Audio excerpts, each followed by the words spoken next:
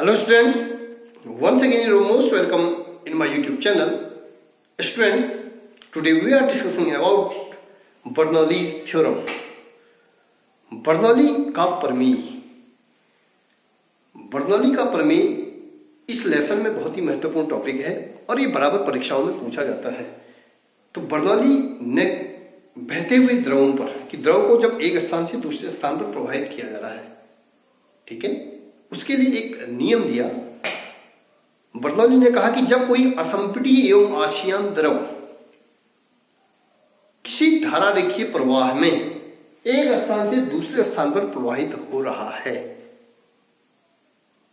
तो उसके मार्ग के प्रत्येक बिंदु पर प्रत्येकांक आयतन पर जो गतिज ऊर्जा, स्थितिज ऊर्जा तथा दाब ऊर्जा का जो योग होता है वह नियत होता है।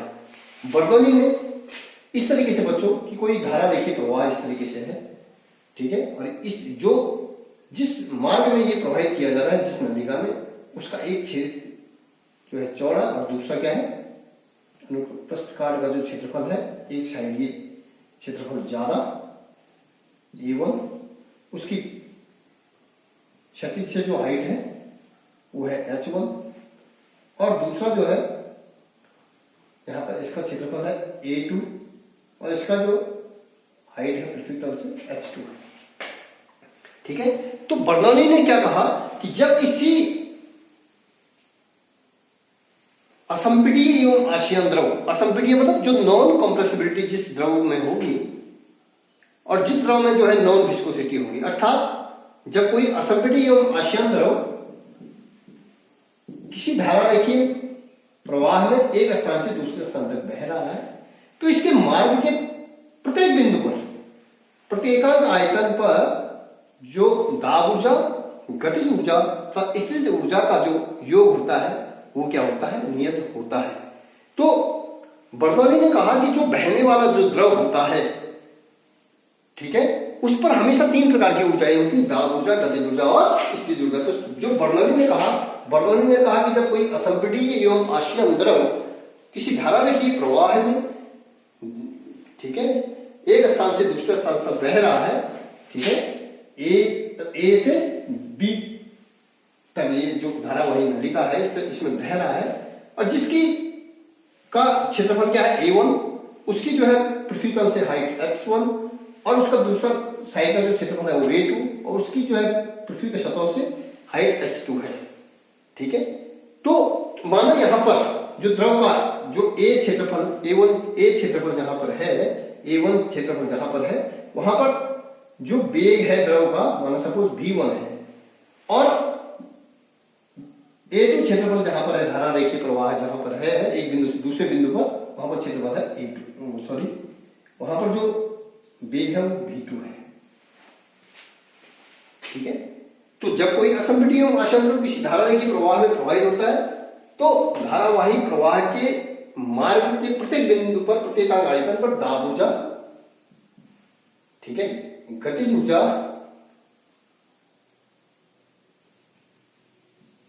प्लस स्थितिज ऊर्जा, ठीक है,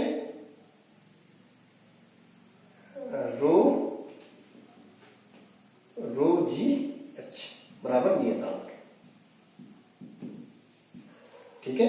तो ये बर्नौली ने कहा और बर्नौली ने कहा कि जो बहता हुआ द्रव है ये क्या है, जब कोई द्रव धारा रेखीय प्रवाह में प्रवाहित हो रहा है तो ये ऊर्जा संरक्षण का भी क्या है, ऊर्जा संरक्षण का नियम यहां पे क्या हो रहा है, अप्लाई हो रहा है, ऊर्जा संरक्षण का सिद्धांत भी यहां पर काम कर रहा है। तो बर्नौली की जो थ्योरम है वो ऊर्जा संरक्षण से भी संबंधित है, ठीक है।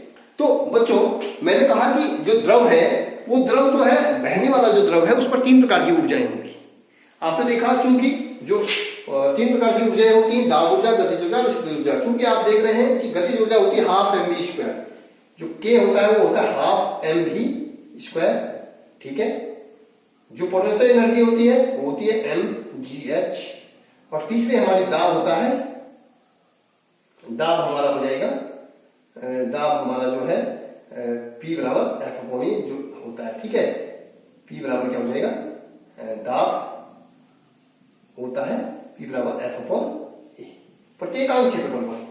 जब किसी द्रव के प्रत्येकांक क्षेत्रफल पर लगने वाला जो बल होगा उसको दाब कहेंगे। प्रत्येकांक क्षेत्रफल पर दाब लग रहा है तो वो कहलाएगा, प्रत्येकांक क्षेत्रफल पर जो बल काम कर रहा है उसको हम कहेंगे दाब। तो आपने देखा होगा कि जो हम गतिज ऊर्जा ले रहे हैं यहाँ पे ये रो जी है, रो लिया हमने, ठीक है। यहाँ पे एम की जगह पे आप देख रहे हैं जो रो ले रखा है और यहाँ पे भी एम की जगह पे रो लिखा हुआ है। तो इसको तो सबसे पहले इसको समझते हैं बच्चों। मैंने आपको बताया कि जो बहता हुआ द्रव है, बहते हुए द्रव में 3 प्रकार की ऊर्जाएं होती हैं, दाब ऊर्जा, गतिज ऊर्जा और स्थिर ऊर्जा। तो सबसे पहले हम करते हैं दाब ऊर्जा। दाब ऊर्जा मतलब प्रेशर एनर्जी। जो प्रेशर एनर्जी होगी कि जब कोई द्रव जिसका द्रव्यमान क्या है, जिसका जो द्रव्यमान है वो क्या है, वो जो द्रव्यमान है उसका वो जो है एक स्थान से दूसरे स्थान पे बह रहा है, ठीक है। और जब माना कोई द्रव है उस पर हमने क्या किया, दाब लगाया, और दाब लगाने पर वो वस्तु, वो द्रव क्या है, एक स्थान से दूसरे स्थान पे बही, अर्थात उसने जो दूरी तय करी, वो माना सपोज L दूरी तय करी, तो हम यहां पे कह सकते हैं कि जो दाब बराबर होता है, दाब बराबर हो जाएगा हमारा, जो दाब ऊर्जा हो जाएगी वो दाब ऊर्जा हमारे पास होगी। देखिए आप, जो दाब ऊर्जा होगी कि जब माना सपोज यहां पर क्षेत्रफल माना द्रव का A है, जहां पर द्रव बहना स्टार्ट हो रहा है, द्रव है वहां पर, ये द्रव A है, A क्षेत्रफल है इसका, यहां पर मैंने प्रेशर लगाया, तो प्रेशर लगाने पर ये L दूरी चल, माना द्रव का क्षेत्रफल यहां पे A है और इस क्षेत्रफल पर मैंने P अप्लाई किया, यहां पर क्या है P1 अप्लाई किया, माना सपोज P अप्लाई किया, तो द्रव कितनी दूरी तय करी उसने, L दूरी। तो जो दाब ऊर्जा है, दाब ऊर्जा बराबर हो जाएगा किया गया कार्य। दाब ऊर्जा बराबर क्या हो जाएगा, किया गया कार्य, मतलब द्रव को एक स्थान से दूसरे बिंदु तक ले जाने में जो किया गया जो कार्य होगा, अर्थात जो कार्य होता है वो होता है बल गुणा गया विस्थापन, ठीक है। बल गुणा गया विस्थापन या बल गुणा गया दूरी, और दूरी क्या है L, माना सपोज L दूरी तय करें, ठीक है। तो ये L दूरी होगी। अब चूंकि आप जानते हैं कि यहां पर माना इस A1 क्षेत्रफल दाब P1 है, माना सपोज यहां पर बल क्या काम कर रहा है, F1 काम कर रहा है, तो F चूंकि आप जानते हैं P बराबर F अपॉन A, इसलिए PA बराबर F, ठीक है। यहां पे हम लिख सकते हैं PA into L, PA into L, ये आपका क्या हो जाएगा, दाब किया गया कार्य, दाब ऊर्जा, दाब ऊर्जा हमारी निकलेगी किया गया कार्य। अब इसका जो है आयतन निकालते हैं, आयतन, यहां पर जो आयतन होगा, आयतन निकालते हैं, द्रव का आयतन, द्रव का जो आयतन हो जाएगा वो आयतन क्षेत्रफल A और L दूरी उसने तय करी, तो A इंटू L हो गया, ठीक है। तो अतः प्रति एकांक द्रव पर, एकांक द्रव पर दाब ऊर्जा, एकांक द्रव पर दाब ऊर्जा, एकांक आयतन पर, एकांक आयतन पर, एकांक आयतन पर दाब ऊर्जा। अब आयतन दाब ऊर्जा मैंने कितनी निकाली, P into A into L, और एकांक आयतन है तो A इंटू L, AL से AL कैंसिल, तो ये हो जाएगा P। तो दाब ऊर्जा किसके बराबर हो जाएगी, P के बराबर हो जाएगी, ठीक है। इसी प्रकार से तो मैंने क्या कहा कि जो बर्नौली ने कहा कि जब कोई द्रव धारा के प्रवाह में प्रवाहित हो रहा तो उसके मार्ग के प्रति एकांक आयतन पर, मार्ग के प्रत्येक बिंदु पर, प्रति एकांक आयतन पर, ठीक है, प्रत्येक बिंदु पर एकांक आयतन पर जो दाब ऊर्जा है, दाब ऊर्जा हमने P निकाल ली, ठीक है। गतिज ऊर्जा, अब मैं आपको गतिज ऊर्जा निकाल के दिखा रहा हूं। गतिज ऊर्जा क्या होगी, काइनेटिक एनर्जी, गतिज ऊर्जा, गतिज ऊर्जा हमारे पास हो जाएगी काइनेटिक एनर्जी, ठीक, एनर्जी, जो काइनेटिक एनर्जी हो जाएगी माना काइनेटिक एनर्जी मतलब माना जहां पर द्रव का क्षेत्रफल है वो ये है, माना द्रव का क्षेत्रफल ए, माना द्रव का क्षेत्रफल ए तथा द्रव का वेग v है। ठीक है, तो काइनेटिक एनर्जी हो जाएगी, अतः द्रव की गतिज ऊर्जा, द्रव की जो गतिज ऊर्जा हो जाएगी वो गतिज ऊर्जा हमारे पास हो जाएगी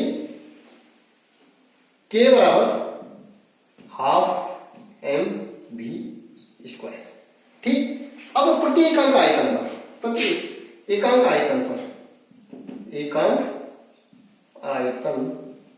पर द्रव की गतिज ऊर्जा, एकांक आयतन मतलब 1/2 mv² बटे v।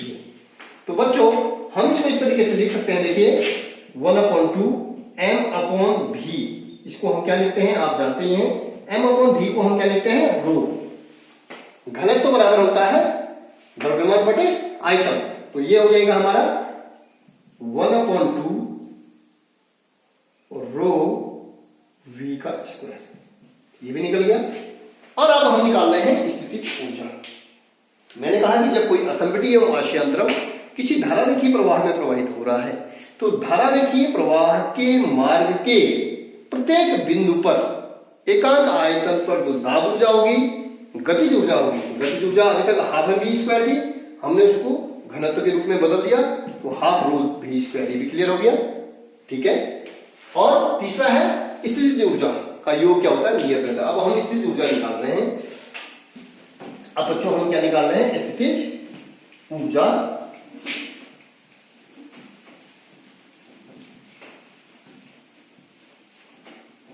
ठीक है, स्थितिज ऊर्जा में देखिए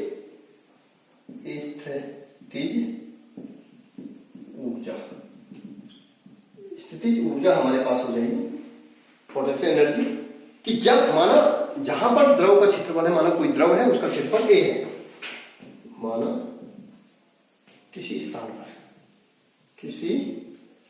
स्थान पर द्रव का क्षेत्रफल a है तथा पृथ्वी तल से ऊंचाई h है।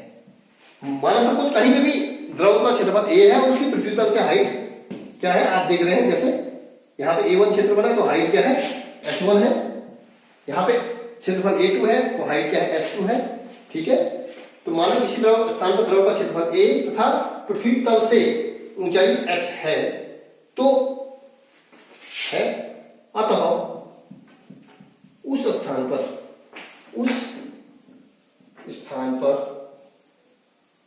स्थितिज ऊर्जा जो हमारी हो जाएगी वो हो जाएगी P बराबर हो जाएगी स्थितिज ऊर्जा kinetic energy potential energy P बराबर हो जाएगा आपका mgh। ठीक है, क्योंकि यहां पर जो मानो जो द्रव है, जिस हाइट पर द्रव है उसका गुरुत्व क्षेत्र भी काम कर रहा है तो g भी यहाँ पे होगा। ठीक है, स्थितिज ऊर्जा होगी। अब एकांक आयतन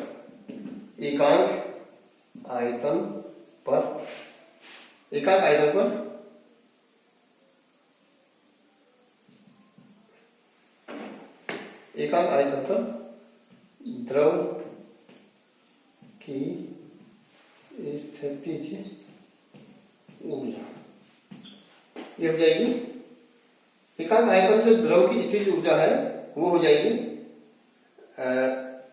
रो बराबर P बराबर m/mgh अपन आयतन हो जाएगा m/v। तो आपने जानते ही हैं m/v को हम बोलते हैं द्रव्यमान बटे आयतन को हम क्या बोलते हैं रो g h। तो बच्चों हमने क्या है mgh की जगह पे क्या लिख दिया ρgh है।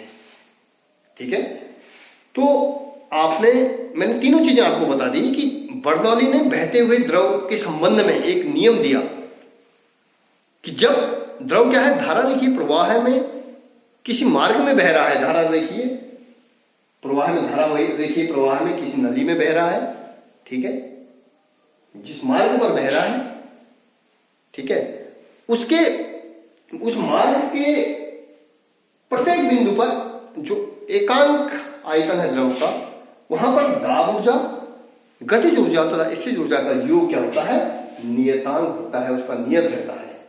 ठीक है, तो इस तरीके से बच्चों मैंने आपको अब मैं आपको बर्नौली का थ्योरम जो है सिद्ध कराऊंगा कि किस तरीके से बर्नौली ने ये सिद्ध करके दिखाया। बर्नौली ने एक नली ली और उसकी जो हाइट, द्रव को एक नली में प्रवाहित किया और उसकी जो है उसका एक साइड A1 उसका क्षेत्रफल ज्यादा है, उसकी पृथ्वी तल से हाइट H1 और दूसरी साइड जो है हाइट जो है H2 है और उसका क्षेत्रफल क्या है, कम है, A2 है। ठीक है, यहां पर वेग क्या है V1, द्रव का वेग यहां पर क्या है V1, यहां पे दूसरी साइड A2 पर क्या है वेग V2 है। यहां पर दाब क्या है P1, यहां पर दाब क्या है P2, यहां पर बल क्या है, बल लग रहा है F, ठीक है, यहां पर बल लग रहा है हमारा F1, यहां पर क्या लग रहा है F2। तो इस तरीके से जो है कि द्रव के माना जो द्रव A और B वाले एरिया में बह रहा है या XY में हम इसको बोल सकते हैं, यहां पर जो है हमने क्या निकालना है, यहां पर जो है कि यहां पर हमने सबसे पहले क्या निकालना है, दाब निकालना है, द्रव पर कितना दाब काम कर रहा है। ठीक है, तो X सिरे पर जो दाब काम कर रहा है उसको हम निकालेंगे। इसको देखते हैं, इसको देख करके X है, X सिरे पर जो दाब लग रहा है वो कितना काम कर रहा है।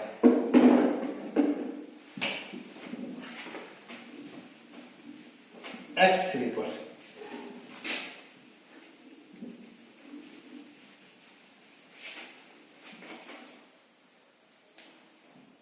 द्रव के X